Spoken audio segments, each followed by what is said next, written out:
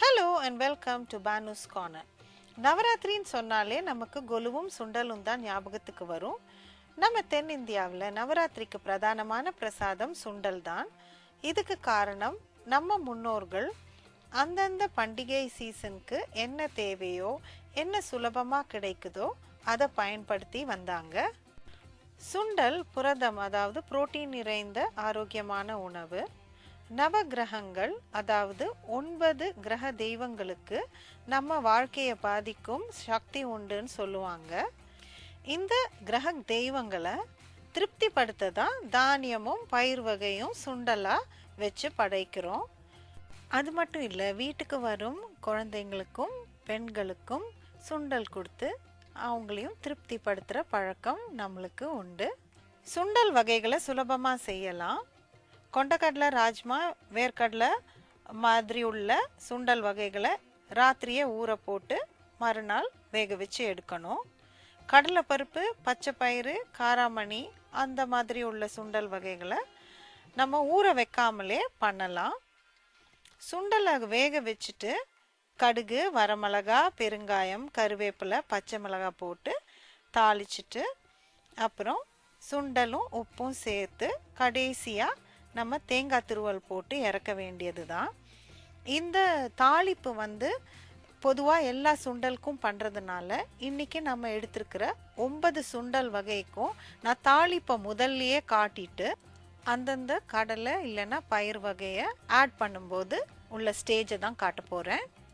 ஒவ்வொரு சுண்டலுக்கும் தேவையான பொருட்களும் வேக வைக்கும் முறையும் நான் கேப்ஷன்லேயும் டிஸ்கிரிப்ஷன் பாக்ஸ்லேயும் போட்டிருக்கேன், நீங்கள் அதை பார்த்துக்கோங்க. பாசிப்பருப்பு சுண்டலை நான் பொதுவாக 2 வகையாக செய்வேன். உப்பு போட்டு ஒரு வகை, சர்க்கரை போட்டு ஒரு வகை. பாசிப்பருப்பை நான் ஊற வைக்க மாட்டேன். அதை கழுவி ப்ரெஷர் குக்கரில் 2 விசிலுக்கு வச்சா போதும்.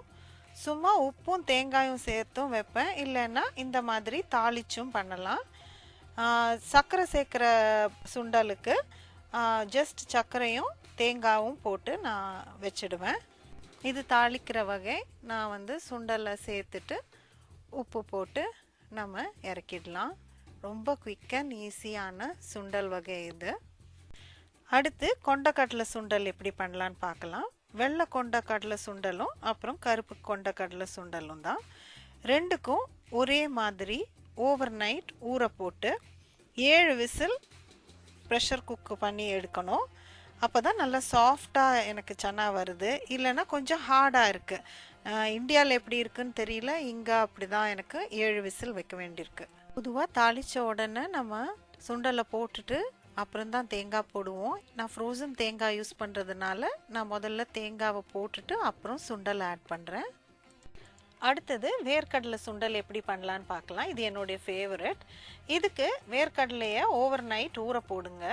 போட்டுட்டு குக்கரில் ஒரு 5 விசில்ஸ் வச்சு எடுக்கலாம், ஒரு 5 விசில் வச்சு எடுக்கலாம். ஆனால் நான் 7 விசில் வச்சேன். ஏன்னா இந்த வேர்க்கடலை ரொம்ப முரடாக பெருசாக இருந்தது. 7 விசில் வச்சோன்னா நல்லா சாஃப்டாக இருந்தது, நல்லா வந்தது. நான் எல்லா சுண்டல்லையும் ஒரு 1/2 ஸ்பூன் பொடிச்ச பெப்பர் போடுவேன், ரொம்ப நல்லாயிருக்கும் அது. அடுத்தது கடலைப்பருப்பு சுண்டல். இது சரஸ்வதி பூஜைக்கு நம்ம பண்ணுற சுண்டல். ரொம்ப சுலபமாக ஊற வைக்காமல் செய்கிற சுண்டல் தான். ஆனால் நிறைய பேர் அதை சரியாக வேக வைக்க தெரியாமல் அதை சொதப்புவாங்க. நிறைய வாட்டி அது ரொம்ப ஓவர் குக் ஆகி அழிஞ்சு போயிடும். குக்கரில் கரெக்டாக ஊற வைக்காமல் வாஷ் பண்ணி 2 விசில் வச்சு எடுத்துட்டா இந்த மாதிரி வெந்திருக்கும். ஆனால் நல்லா ஃபேமாக இருக்கும். அந்த மாதிரி இருந்தால் தான் சுண்டல் சுவையாக இருக்கும், பார்க்கறதுக்கும் அழகாக இருக்கும். அடுத்தது நம்ம ராஜ்மா அதாவது ரெட் கிட்னி பீன்ஸ் அப்புறம் ஒயிட் கிட்னி பீன்ஸும் பண்ண போகிறோம். நான் பட்டர் பீன்ஸ் தேடிட்டு இருந்தேன், எனக்கு கிடைக்கல சூப்பர் மார்க்கெட்டில். ஸோ இந்த ஒயிட் ராஜ்மா தான் எடுத்துகிட்டு வந்தேன். ரெண்டையும் ஒரே மாதிரி தான் குக் பண்ணணும். ஓவர் நைட் ஊற வச்சுட்டு அதுக்கப்புறம் ஒரு 5 விசில்ஸ் ப்ரெஷர் குக்கரில் வச்சு எடுத்தால் அது சரியாக ஃபேமாக இருக்கும், ஓவர் குக் ஆகாது. கேன்ட் கிட்னி பீன்ஸை நல்லா வாஷ் பண்ணி கூட சுண்டல் பண்ணிக்கலாம் ஒரு அவசரத்துக்கு. அடுத்தது நம்ம பண்ண போகிறது காராமணி சுண்டல். இதை லோபியா, கவு பீஸ், பிளாக் ஐட் பீஸ்ன்னு சொல்லுவாங்க.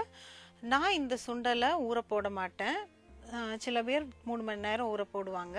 நான் டைரெக்டாக ப்ரெஷர் குக்கரில் தண்ணி வச்சு ஒரு 2 விசில்ஸ் வச்சு எடுப்பேன். அது ஃபர்மாகவும் குக் ஆகி நல்லா அழகாக வந்துடும். கடைசியாக நம்ம பண்ண போகிறது தேங்காய் மாங்காய் பட்டாணி சுண்டல், அதாவது பட்டாணி சுண்டல்.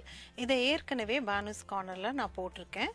அதனுடைய லிங்க்கை டிஸ்கிரிப்ஷன் பாக்ஸில் கொடுத்துருக்கேன். நீங்களும் இந்த நவராத்திரிக்கு ஒவ்வொரு நாளும் ஒவ்வொரு வகையான சுண்டலை பண்ணி பாருங்க.